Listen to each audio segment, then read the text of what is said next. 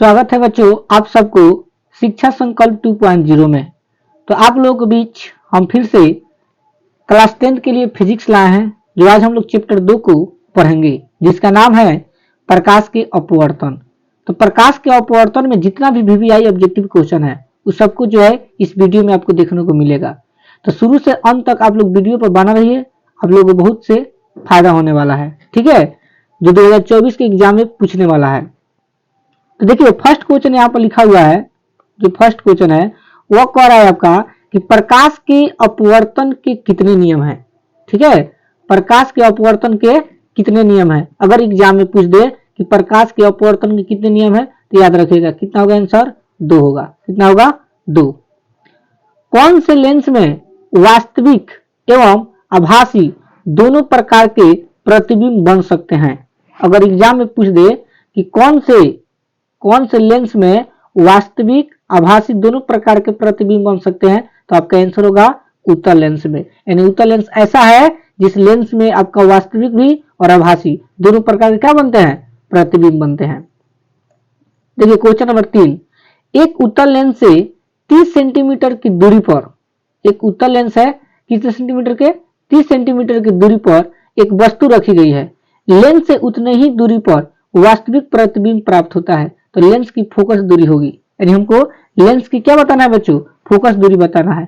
आप लोगों को पता है कि लेंस की जो फोकस दूरी होता है और निकालने का सूत्र आपका होता है एफ बराबर r/2 होता है ना, बराबर। तो देखिए यहाँ पर त्रिज्या r यानी 30 सेंटीमीटर दिया हुआ है, तो यहाँ लिख देंगे 30, अब बटा में क्या हो जाएगा 2।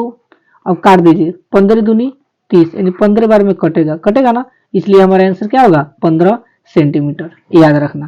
ठीक है, इसके आगे देखिए क्वेश्चन नंबर 4, एक वस्तु उत्तल लेंस के फोकस तथा फोकस दूरी की दुगुनी दूरी के बीच स्थित हो तो प्राप्त प्रतिबिंब होगा।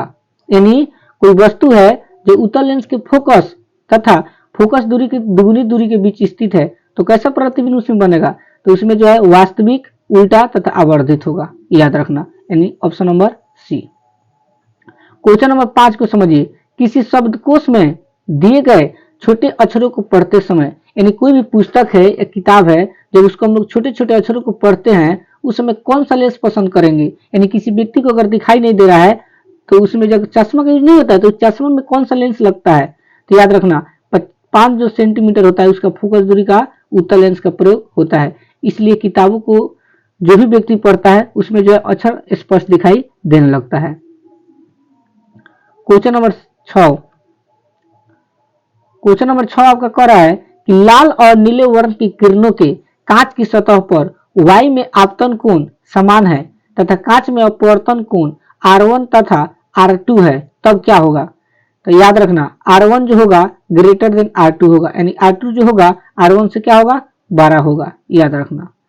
क्वेश्चन नंबर 7, कौन सा पदार्थ लेंस बनाने के लिए प्रयुक्त नहीं किया जाता है। यानी कौन ऐसा पदार्थ है जिसको प्रयोग जो है हम लेंस बनाने में नहीं कर सकते हैं। देखिए तो लेंस बनाने में आपका कांच का प्रयोग हो सकता है, जल का भी प्रयोग हो जाएगा, प्लास्टिक का भी प्रयोग होता है, लेकिन जो मिट्टी है यह ऐसा पदार्थ है जिसका हम लोग प्रयोग लेंस बनाने में नहीं करते हैं। तो अगर एग्जाम में आ जाए कि कौन सा पदार्थ लेंस बनाने के लिए प्रयुक्त नहीं किया जा सकता है तो आपका जवाब क्या होगा बच्चों, मिट्टी। नेक्स्ट क्वेश्चन नंबर 8, प्रकाश की चाल सबसे अधिक किसमें होती है। जो प्रकाश की चाल होती है वो सबसे अधिक किसमें होता है, तो कांच में, वायु में, शून्य, यानी शून्य का दूसरा निर्वात होता है, याद रखना, इनमें से कोई नहीं। तो याद रखना शून्य या निर्वात, याद रखना दोनों में आपका ऑप्शन में एक ही कोई देगा, या तो शून्य देगा या निर्वात देगा। तो याद रखना अगर शून्य देगा तो शून्य होगा और निर्वात देगा तो निर्वात होगा। ठीक है, याद रखना। ठीक है, तो आंसर हमारा क्या हो जाएगा बच्चों, शून्य या निर्वात में। ठीक है, याद रहेगा ना।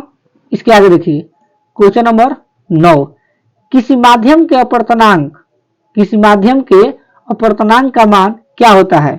तो किसी माध्यम के अपवर्तनांक का जो मान होता है वो आपका साइन आई बटा साइन आर होता है, याद रखना। साइन आई बटा क्या होता है बच्चों, साइन आर होता है। नेक्स्ट, तो ऑप्शन नंबर इसका बी हो जाएगा। 10 नंबर, अवतल लेंस में आवर्धन किसके बराबर होता है। जो अवतल लेंस होता है वो आपका आवर्धन जो है उसमें किसके बराबर होता है, तो याद रखना V बटा U के, V बटा U के जो है अवतल लेंस में आवर्धन क्या होता है, बराबर होता है। क्वेश्चन नंबर 11, हीरे का अपवर्तनांक, अगर हीरे का अपवर्तनांक 2.42 होने का अभिप्राय क्या है।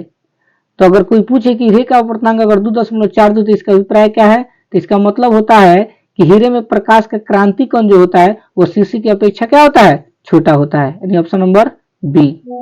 22 नंबर देखिए, 22 नंबर कह रहा है कि लेंस की क्षमता को किसमें व्यक्त किया जाता है।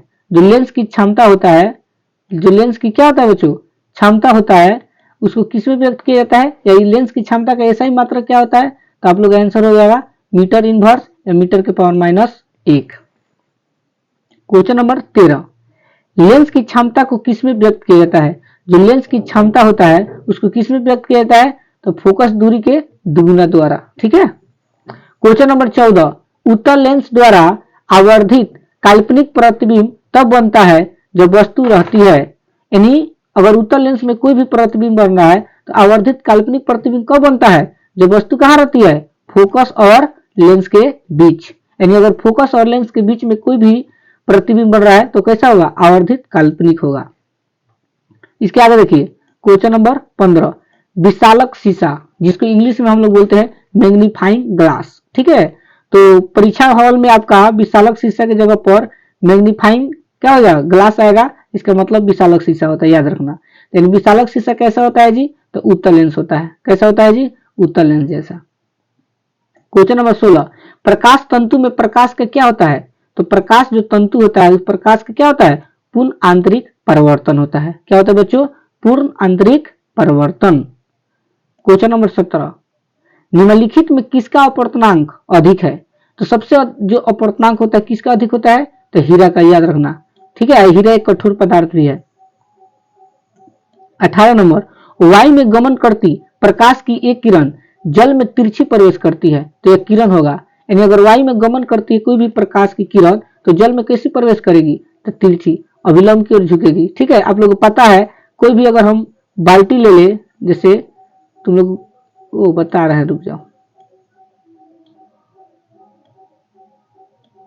जैसे मान लीजिए इसमें कोई भी हम अगर वस्तु को या कोई भी छड़ को अगर हम डालते हैं तो देखिएगा खारा आपको दिखाई नहीं देगा, तिरछा दिखाई देता है, ठीक है, क्योंकि इसका कारण है कि क्या क्या करती है, अभिलंब की ओर झुकती है। 19 नंबर, किस लेंस को अपसारी लेंस कहते हैं, कौन ऐसा लेंस है जिसको अपसारी लेंस कहते हैं, तो अवतल लेंस को जो है हम लोग क्या बोलते हैं, अपसारी लेंस।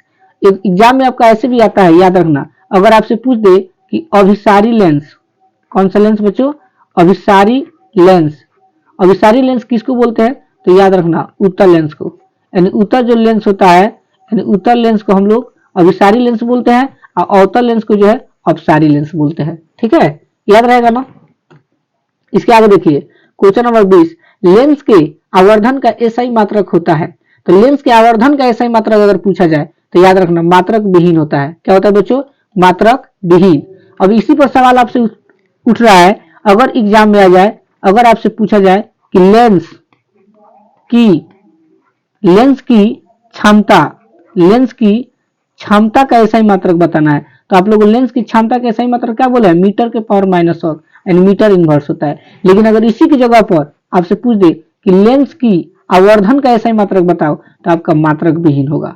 बहुत लड़का लड़की इसी में गलती कर देता है, बोलता है कि सर जी बोले है मात्रक विहीन मार देते, गलती रहता है, तो गलती होने का ही कारण है आप लोग ध्यान से क्वेश्चन को पढ़ते नहीं हो। अगर परीक्षा में आए कि लेंस के आवर्धन का एसआई मात्रक बताओ, तो यहाँ पर आंसर जाएगा आपका मात्रक विहीन। अगर आंसर क्वेश्चन आ जाए कि लेंस की क्षमता का एसआई मात्रक बताओ, तो वहां पर आपका होगा मीटर इनवर्स, ठीक है। तो आप लोग क्वेश्चन नंबर 20 को टोटल है चैप्टर 2 में, तो प्रकाश के अपवर्तन में टोटल वीवीआई ऑब्जेक्टिव क्वेश्चन जितना भी था हम बता दिए हैं। अगला जो वीडियो आपका कल आएगा वो चैप्टर हम 3 का लेकर आएंगे, ठीक है। अगर आप लोग मेरे चैनल पर नए होंगे तो चैनल को सब्सक्राइब कीजिए और शेयर कीजिए। धन्यवाद।